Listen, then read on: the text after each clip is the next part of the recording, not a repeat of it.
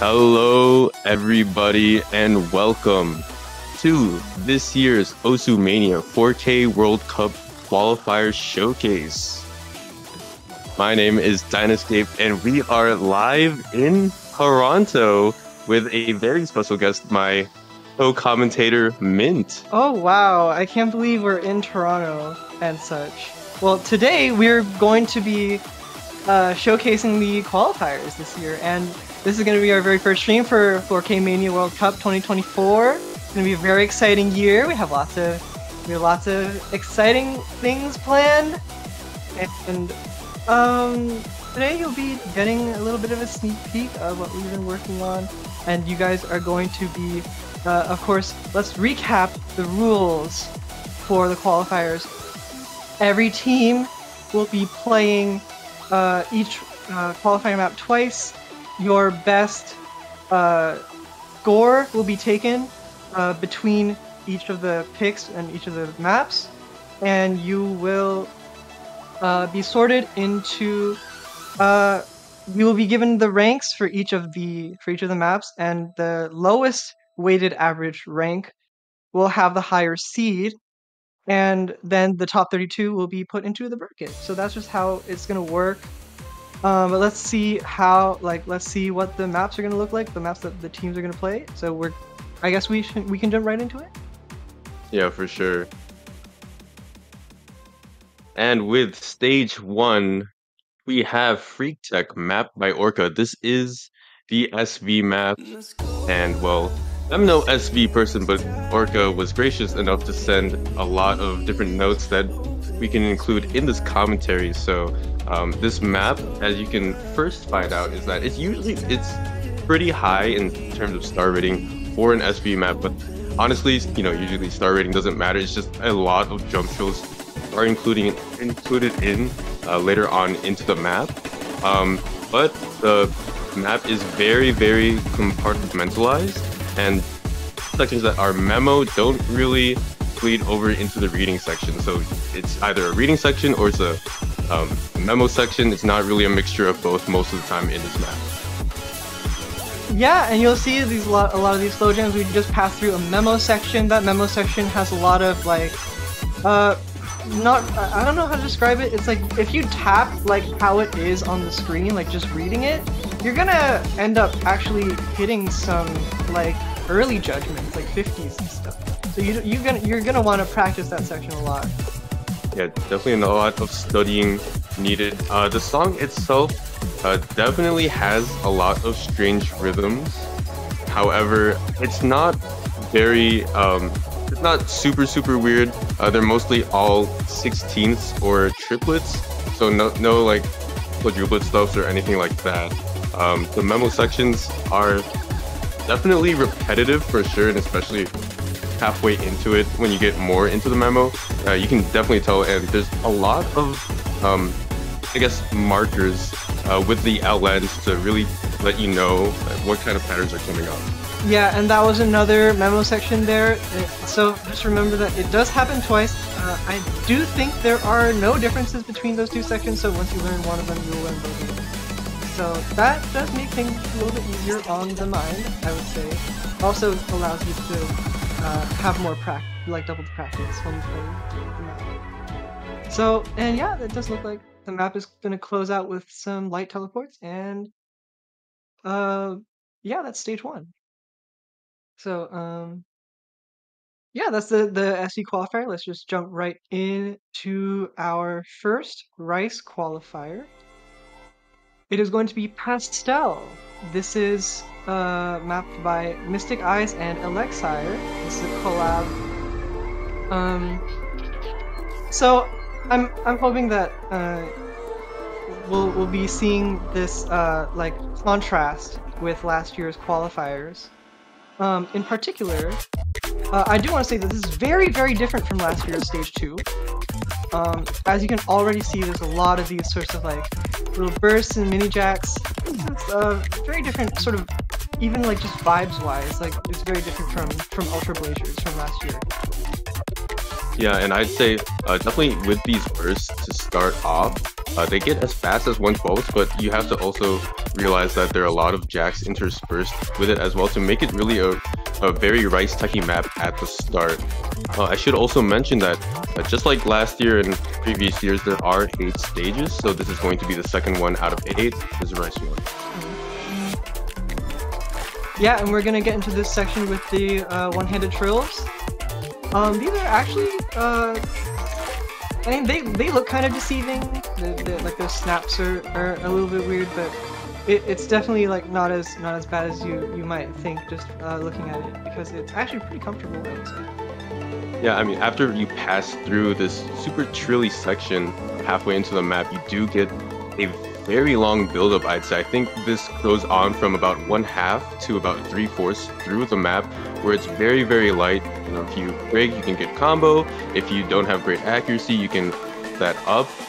Then soon the density starts to kick in a little bit more, and then we get into this saxophone solo, and the first part of it is super, super flowy.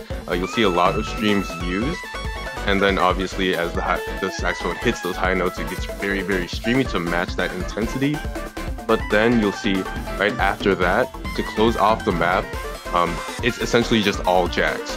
Yeah, we're gonna have this jack section coming right up here. And honestly, it's not too bad, but like, it's very... Is it easy to choke? I think it's easy to choke. I'd say it's easy to choke. It's probably not too bad for a lot of people playing, I would say. But yeah, this map does pull its punches, and it's got everything. So yeah, so that's our Rice 1 qualifier stage 2, and we're gonna get into stage 3, routing. Yeah, and this one was made by you, so obviously I will try to let you, take the reins and kind of explain your process through this map, what to watch out for, the different parts and intricacies. This map is it's something. It's got these like one-handed trills, these like shields, mini jacks, lots. It's got everything. So, but it's mostly a shield-based pick, I would say. It's got a lot of bursts. We see these bursts coming in. But yeah, I think the BPM is like, is it 140? 144, yeah. 144. So it's not too bad, the shields. What would you say is the thing to watch out for most in this map? A lot of people have pointed out the really tricky patterns. I think like some of them are quite isolated, like particularly the long jacks, there's one. I would say also the one-handed trills, there's a lot of those in here as well. Yeah, I think this map definitely incorporates the Rice difficulty with the Ellen difficulty pretty well. Definitely a mixture of both in a lot of these sections where you do have both Rice and Ellen difficulties, or at least like very quick transitions between the two as well. Yeah, I mean, we're gonna get right into this section with a lot of these little one-handed gallop sort of trilly patterns. And yeah, pretty much closes off on that. We're gonna get right into like a recap section at the end here, going back to the beginning. Yeah, and that's definitely, it's definitely a hybrid. There's only going to be 2 in this qualifier pool, so the next watch one's out for the end later. But yeah, definitely watch out for the end. You have the anchored notes in the 4th column into the trill to end it. So gotta watch out for that. Yeah, I've seen some people miss on that, and that was their only miss. But I mean, you know what they say, when in MWC. When in MWC. So that's gonna do it for stage 3. You can go right on ahead into stage 4. This is going to be the LN coordination pick, and this is going to be Decadence mapped by Chris Erlien. There's quite a lot to say about this, especially in context of comparing it to last year's End of Fairy Tale by Reveal, which was the qualifier for last year, the same category, LN coordination. This is slower, and it's also, I would say, less dense. But in particular, I think the difficulty of this comes mostly from, I guess, like being able to have that sort of finger independence where you're able to coordinate certain releases, as well as like introducing polyrhythms, which I think we're gonna kind of see a theme of in this MWC. So that's cool. And I think this map does feature kind of like a lot of not necessarily BPM switch ups, but rather like different, like you said, like polyrhythms, where sometimes the the speed at which you're playing drastically changes within a couple of notes. You really have to watch out for that. One in particular coming up is a very speedy guitar riff about halfway into the map, and that's gonna go on for about a quarter of the map in. And that's very tough to follow because you go with this very LN coordination heavy portion where you're holding down notes for a long period of time into something very speedy and still LN coordination, but just in a different way. Yeah, and it is really like segmented. Like there's these very different sections that have like different focuses, which is pretty nice, I would say. And here we go into the synth solo. It's got these. It does get like easier in terms of like just coordinating the patterns, but the rhythms are a bit tricky. So that is kind of where the difficulty of this part lies, I would say. So it does balance out, but it is something to watch out for if you're only focusing on the coordination aspect of this chart. You do still have some things to watch out for during it, and that was just one of the examples. And I believe just to end off, this is kind of like another, I guess, rehash of the first little section that we had in the beginning of the map. But, still very tough. And honestly, this map is pretty long, especially for LN coordination. It's about 2 minutes 54 seconds. It's very active throughout. You don't really get a lot of breaks. Yeah, no breaks here. Definitely pretty solid. Kind of like a stamina contester in terms of, the other LN maps. For sure. Yeah, and we're getting a closeout here.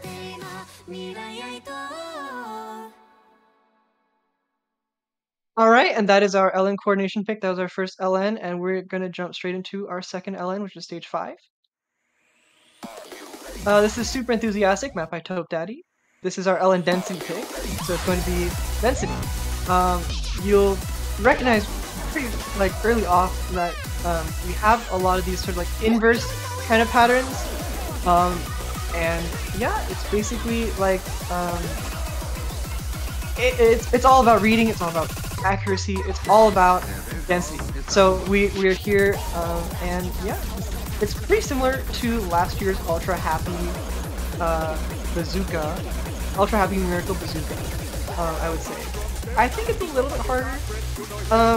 Playtesters were pretty split on that actually. Some people said it was harder, some people said it was easier. But yeah, I guess we'll see how that works out for people. Yeah, and at least for this one, it's definitely very short and sweet, only about 2 minutes long. And BPM wise, which is something that a lot of people look at, first thing they look at when they see an LN density map, is going to be about 208. That lines up around, I guess, pre-semifinals level of last year's MWC, so definitely still very much a challenge for many other players. I'd have to assume that a lot of countries, when it comes to LN, can't really field 3 super great players that are just like super standout at LN to really demolish the qualifier pool. So it's definitely going to be, I think, at least one of those maps in the pool that like really separate a lot of teams. Yeah, and I will say that this doesn't really hit the mark for semifinal, just purely based on like the actual difficulty of the map, even if the BPM is a little high. I would say this is probably around quarterfinals, if I had to guess. But at the very least, it is between quarters and semis, so that is definitely something to watch out for. And here we go with this funky little section where you kind of have like those starts and stops. You're kind of attacked with different patterns with each little, I guess, measure. And then just to close it off, just a very simple patterns. Jump drill there, and then end it off on a quad. Don't forget that last quad. Yep. That's gonna do it for the LN density pick. Stage 5, Super And that's Enthusiastic. all of the LNs in this qualifier round. Just so we're clear, that's 2 LN maps. We've shown one hybrid already, so we're going to get into the second and last hybrid. This is going to be Higitsune no Mai. This is mapped by Durin and Jinzi Dongshan. This is a call out. This is a very, very interesting one. Yeah, I think for this one, the main thing that you will notice in comparison to routing at least is this map features a lot of segmented difficulty with the LN and with the Rice. So you'll have, a very isolated LN section, and then you'll have a very hard Rice section right after it. And a lot of the Rice here is kind of deadly. The BPM is about 242. So some of these ending jacks is very, very quick. About what BPM is it? The jacks? Yeah, like the ones that we just passed. Like 160? Yeah, I think so, 160. So, I mean, very, very fast. And that's right. It's something like that, yeah. And it's right after you're doing 242 jump streams. So, it's 180. It is tough. It's crazy. Yeah, those jacks are crazy. Yeah. But yeah, we have this sort of like break section in the middle here. It is a like pretty short song. As natural coming from a arcade rhythm game, so it shouldn't be too bad to handle, I would say. I think the biggest thing to watch out for is definitely the Rice. LN is a bit more straightforward, I would say. And this also does like contrast very well with the other hybrid, which is more of a mixed bag just throughout. This is very like straightforward. It's either like LN or Rice. There's very little in between.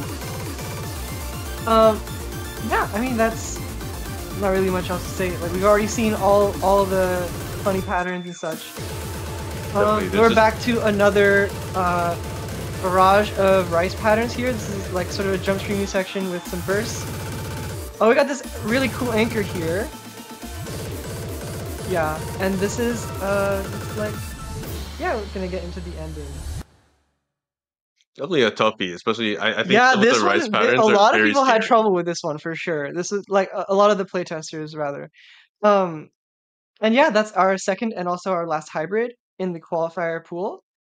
So we have two more Rice maps. We're going to look at Rice 2 right now. This is going to be our jump stream pick. And this is Undead Sin, mapped by Miaori Chesu. And how would you describe this pick? Definitely very stamina focused. So this is parallel to Aiming Katagiri Generation from last year, which was your map. And I think the BPM was bumped up a little bit, at least in terms of like the jump stream, or maybe not. No, the BPM actually went down a little bit. I'm not. You're gonna have to fact check that later, but yeah, I anyways. think Aiming Katagiri Generation was 250. This is 247. Yeah. But I would say that these patterns are. The map is definitely longer. It goes on for longer. There's the anchors and trills are quite difficult. But I would say this is actually arguably easier than Aiming Katagiri Generation because it is actually a little like there's no like interrupting patterns to the jump stream. It's all jump stream. Yeah, it's definitely like in Aiming Katagiri Generation. It kind of like messed up with the flow a little bit. I guess at some points.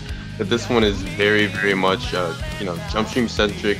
Portions are just like very pure, and then maybe sometimes you'll transition out with a jack. And obviously this is stamina focused, so this map being 3 minutes and 30 seconds long, there are a couple of breaks provided and definitely some slower sections, but it's definitely going to be a test of skill and your physicality, definitely like peak physicality for some of these plays. For sure, and this really like. Obviously, I think a lot of players can handle like 247 BPM jump streams, but this does go on for 3 minutes and a little bit more, like without breaks. So, and it's also very anchory, it's very trilly.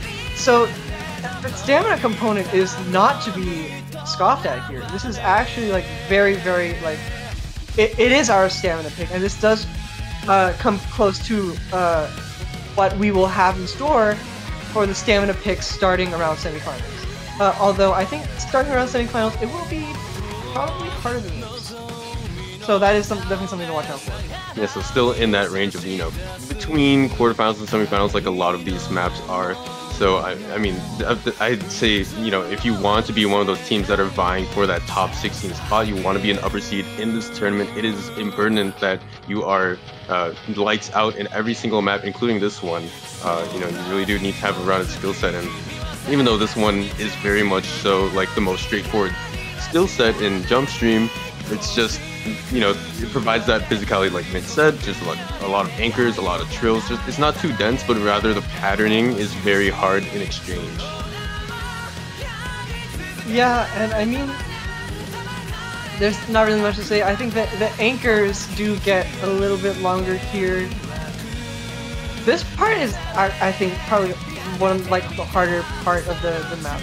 The density cranks up a bit, and it does slow down here, so we're getting into the outro of the map. Yeah, final little jump stream section, and you know, by now a lot of players, you know, should be pretty gassed, but you really do just have to push on for just that much longer. And this last section is very tough. You know, maybe we do get a couple of jacks here and there, and you know, the density is bumped up, but that is gonna do it for stage 7. That was Undead Sin by Marichesu, sorry, and that's gonna be second to last map for the qualifiers. The last one, stage 8, is going to be Itogata. If you guys were asking for a DZ map, this is it. Yep. We have it here. It's going to be very different from our previous year's Quasar Charge. You'll see the BPM is faster. It is more streamy, dumpy, and it's very. I would say it's very interesting. Like this map goes hard, I would say. And the thing is with this map is that the reason, like, a lot of people actually find this harder than Quasar Charge because it is not as straightforward. Like the Jackie elements, it's not. It's very difficult to like autopilot, I would say. Yeah, I think that with this map, you know, a lot of different dumping patterns are thrown at you, and I think the in between the notes it goes as much as 1/12, maybe even some 16ths here and there, but for the most part it's just very, very speedy. And I mean, you're looking at, you know, not this super dense pattern, but then you have such a variety of different kind of streams, like one-handed trills, two-handed trills, and then jacks as well. Yeah, and we do sort of have like segmented sections here. We have this like sort of mini Jackie section, which is very interesting with like, sort of rotating patterns. There's vocal dump coming in. But I mean, yeah, this map is actually, it's very, very, it's really fun in my opinion, and I think there's a lot to enjoy about it. But I think the main takeaway really is that this is not like a straightforward dump. There's a lot of things to watch out for, like in terms of like stop and go sort of feel that you have in this chart constantly. And I think that in itself is like, there's really like a mental stamina sort of game that you have with this chart. And I think people who there are quite a few like things in this chart that really like, especially that quad right there. You really have to like anticipate it in order to properly hit it, stuff like that. Really do have to practice it until you're perfect, because like you said, you know, there's that mental stamina component. It's not as straightforward of a map as, you know, others. So really, to sum it up, is it's a lot more chokeable than other maps. So, you know, it's a good thing that you do get 2 tries for the qualifiers, but you just to make sure that every single note is. Oh, we got a funny pattern coming up. This is a really good pattern right here. Yeah, and that will be everything for MWC 2024 qualifiers. Any last words? Definitely good luck to all of the teams. Unfortunately, we don't have banners yet. That'll be available next week, so I can't tell you guys to all go and buy it, but do be ready for that next week after qualifiers has concluded. But as you said, that is all of the 8 maps for the Osumania 4K World Cup 2024 qualifier map pool. As always, teams need to schedule their qualifiers and then they'll get into their lobbies, go at it next weekend, and we'll see by next Sunday who are the best 32 teams. Yeah, we'll have the results in by next Sunday because the teams will all be playing over the weekend. And once we see that, we'll be showing the bracket reveal next week. Hopefully around the same time Sunday, maybe a little bit after. Let all the teams finish up. And then we will do the round of 32 showcase that same stream as well. But yeah, that'll be it for us. Is there anything else to say? No, just again, good luck to all the teams. Min and I have to go to Tim Hortons and try that out. So we will catch you guys. We gotta go to the Tim Hortons. Yeah, and we will catch you guys next week. Bye.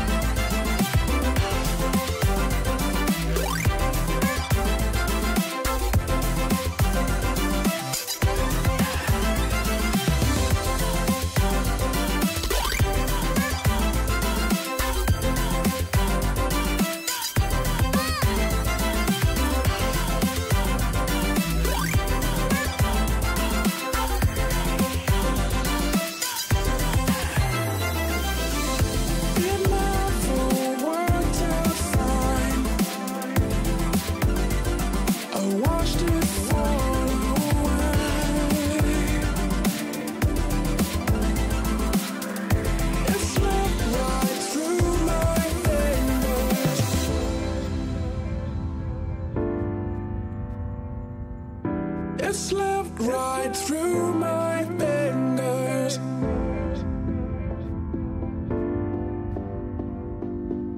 It slipped right through my fingers.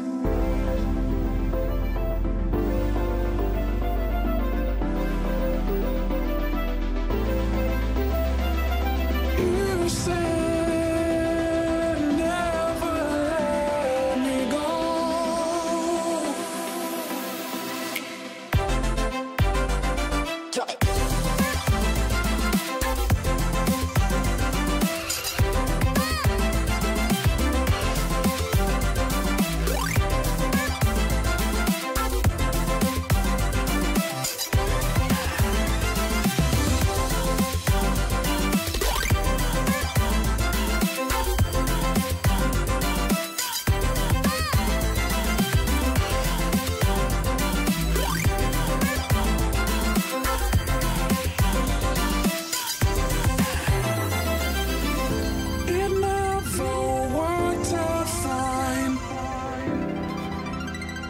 I watched it